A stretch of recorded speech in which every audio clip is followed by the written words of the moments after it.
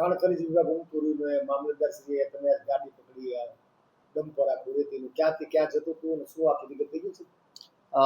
માનનીય કલેક્ટર સાહેબ વિકલ ભાદરા સાહેબના માર્ગદર્શન હેઠળ આજે સાવરકુંડલા તાલુકામાં જૂના સાવર વિસ્તારની આસપાસ અમારા ફેરની સમય દરમિયાન એક આ રેતી ભરેલું બિન અધિકૃત ડમ્પર જે હતું જેની પાસે રોયલ્ટી પાસ નહોતો એ ડમ્પરની જપ્તી કરવામાં આવી છે. અંદાજિત 20 ટન જેટલું માલ ભરેલું ડમ્પર જપ્ત કરીને સાવરકુંડલા મામલતદાર કચેરી ખાતે લાવવામાં આવેલું છે.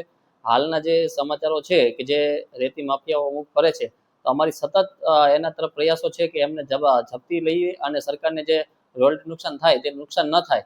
આ ઉપરાંત ગત માસે સરકારશ્રીના પરિપત્ર મુજબ અમે તાલુકા લેવલ ઉપર ટાસ્ક ફોર્સની પણ રચના કરવામાં આવેલી છે.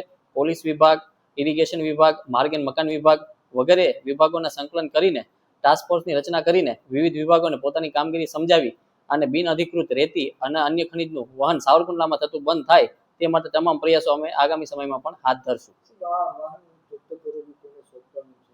આ વાહનની જપ્તી કર્યા બાદ વાહનનો કબજો પોલીસ સ્ટેશનને સોંપવામાં આવશે અને વાહનના આગળની કાર્યવાહી અને નિયમો અનુસાર દંડાત્મક કાર્યવાહી માટે ખાણ ખનીજને અમે રિપોર્ટ કરશું.